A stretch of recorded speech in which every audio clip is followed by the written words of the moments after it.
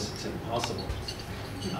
Bill Gates said, both publicly and privately, G's get a real laptop. And Intel referred to it as a gadget. And today, netbooks dominate that particular market. So it's been a very, very big change. A lot of people have come yelling and screaming. As you know, we do not use an Intel chip, and we do not run Microsoft. So we're swimming upstream in many, many ways, but it has turned the market also in many ways. Now, we are not a laptop company, and that's not what we should be doing. We're really an education company. And I find that when we do our installations, it's not even that we're an education organization. We're sort of in the hope business. And most of the places that we go, it's very hopeless. The children, in many cases, don't have school. For example, we're in Afghanistan right now. And in Afghanistan, 25% of the teachers are illiterate.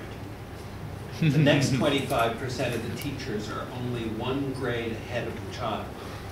50% of the children do not go to school, and 75% of the children, of the girls rather, don't go to school.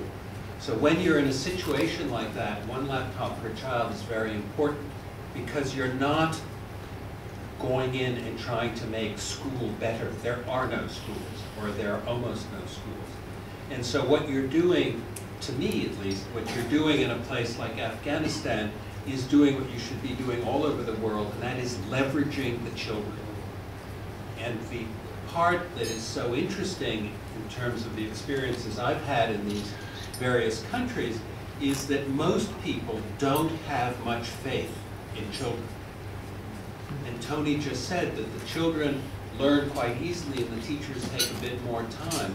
Well, that is not only true, but what we have found in Peru, where all of our installations are in very remote villages. The president of Peru decided to launch the first 500,000 laptops in villages that are so remote that it takes sometimes 3 and 4 days just to get to the village.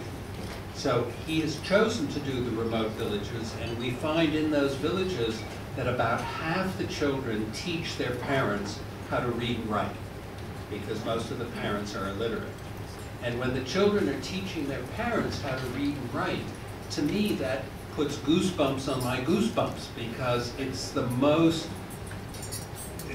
dramatic example of how children learn, because it's learning by teaching. It changes their role in the village, changes their role as children.